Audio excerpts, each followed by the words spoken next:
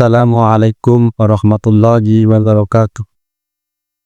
Alhamdulillah, alhamdulillahilladzi arsala rasulahu bil huda wa dinil haq yudhhirahu ala dini kulli wa kafa billahi syahida.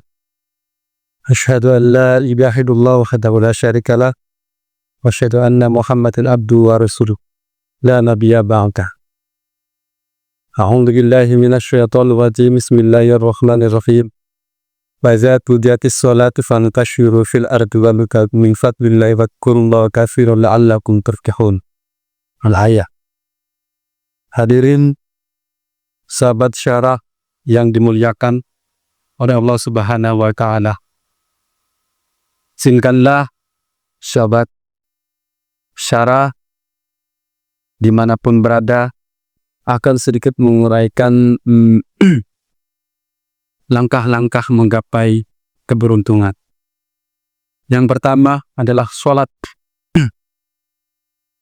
Sholat merupakan kewajiban bagi seorang muslim dimanapun berada, tidak hanya yang sehat, bahkan yang sakit maupun sekarat pun itu diwajibkan untuk menjalankan salat.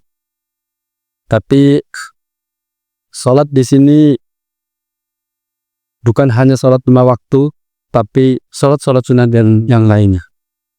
Sholat wajib 5 waktu itu adalah pokok bagi seorang muslim.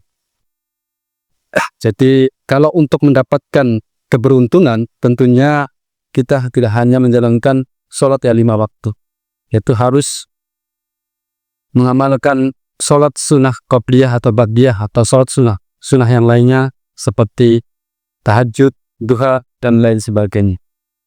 Kalau menggunakan teorinya orang dagang, sebenarnya kalau kita ingin mendapatkan keberuntungan, tentu tidak hanya yang 5 waktu saja. Kalau ingin mendapatkan keberuntungan, tapi harus melaksanakan sholat sunnah, baik itu qobliyah, ba'diyah, tahajud, dan sholat sunnah yang lainnya. Itu. Yang kedua, selain yang pertama sholatnya benar adalah usaha. Usaha merupakan kewajiban bagi seorang dalam menjalani kehidupan ini. Jadi, yang namanya usaha itu adalah kewajiban, karena yang namanya usaha itu untuk memenuhi kebutuhan individu itu sendiri ataupun keluarganya. Jadi kalau semuanya mereka tidak berusaha, dia tidak akan mendapatkan keberuntungan. Tentu usaha yang dilakukan adalah usaha-usaha yang halal. Yang ketiga, yaitu adalah mencari karunia Allah. Ketika kita sudah berusaha sesuai dengan profesinya, tentu kita harus banyak bersyukur untuk mendapatkan karunia Allah itu. Tentu harus banyak melakukan sedekah atau kegiatan-kegiatan yang meningkatkan keimanan kita kepada Allah untuk mendapatkan karunia Allah. Tentu dengan menikmati pekerjaan yang sudah diberikan oleh Allah Subhanahu wa taala, artinya kita harus banyak bersyukur dan memberikan banyak sedekah kepada sesama, terutama orang-orang yang tidak mampu. Yang keempat, yaitu berzikir yang banyak. Banyak mengingat Allah Subhanahu wa taala, baik itu dalam kondisi dalam sholat. Tentu dalam sholat harus kita berzikir.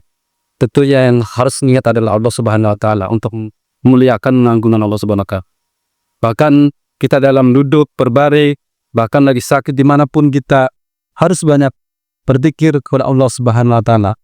Sudah menjalankan sholat, berusaha, terus mencari karunia Allah, banyak berzikir, merupakan implementasi dari ketiganya adalah berzikir ini sudah tingkatan yang paling tertinggi, dalam artian kita dimanapun harus selalu mengingat Allah Subhanahu wa taala untuk mendapatkan keberuntungan itu sendiri.